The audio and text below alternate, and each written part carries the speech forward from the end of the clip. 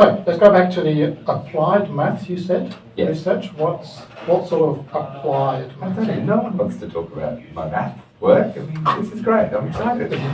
No, I like So it. I a very long time ago, so I grew up around music.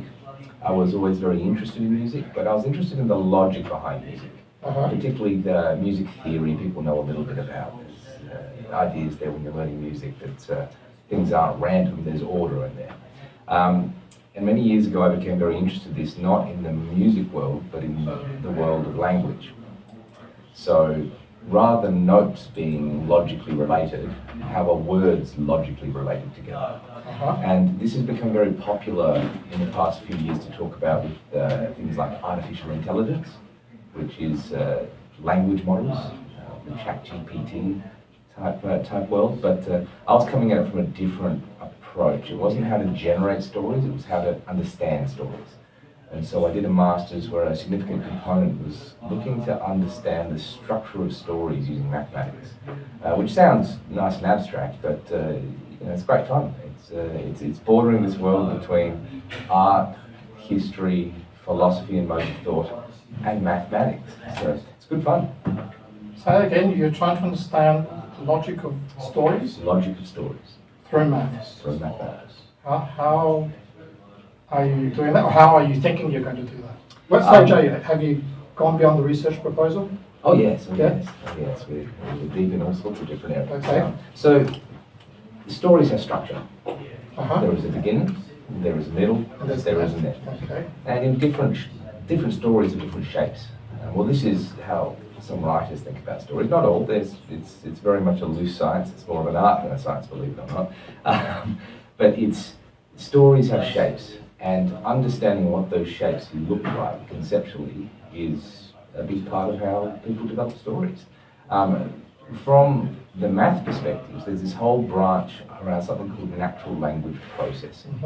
How do we understand each word as a data point, and the relationship of words to other words, and how do we actually extract meaning out of this through these mathematical models? And I can see your face. It's lots of fascinating questions coming up.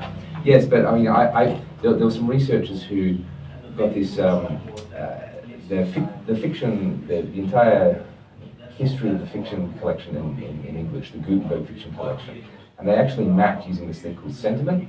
So is it a positive word or a negative word? You can look at the shapes of these stories as they accumulate as the story goes on.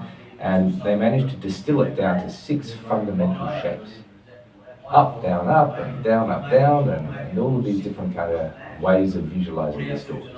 And I was very interested in this, and then went, okay, there's some weaknesses. I want to tested this out with some writers in the film world. But then it's opened up all sorts of new areas of research around how do you understand what's random, and what's a signal, what's a creative intent, and then what's a feature of our language. Yeah, I'm talking more about the concept than the mathematics, but that's because the mathematics is still underway. So. Okay, and you just mentioned film writing. Is that what you're looking at now? Or? Currently looking at a series of comparisons. So how do I compare Shakespeare plays with modern plays? Okay. How do I compare different works of fiction? And then how do you compare a human writing with a computer writing something that's appearing to be similar? And how are they different? Because it's so easy to generate stuff now online. The difference is what's interesting to me. So I don't know. Yeah. Oh, that's interesting, because I was having a conversation with Teresa La Rocca last year. She was organising an event around Puccini. We talked about artificial intelligence. So wouldn't it be interesting to see how people react to something he wrote versus something ChatGPT, say, wrote along similar... I mean, ChatGPT is a mathematical model. Yes.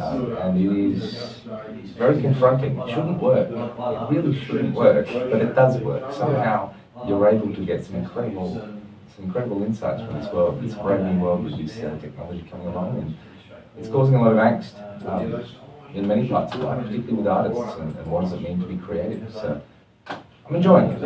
I'm enjoying being at university, where I can be surrounded by people who are far smarter than me, and I can be the idiot and just learn. So it's maybe I'm a romantic, but I enjoy that. Yeah, no, the mental simulation is very interesting, very important.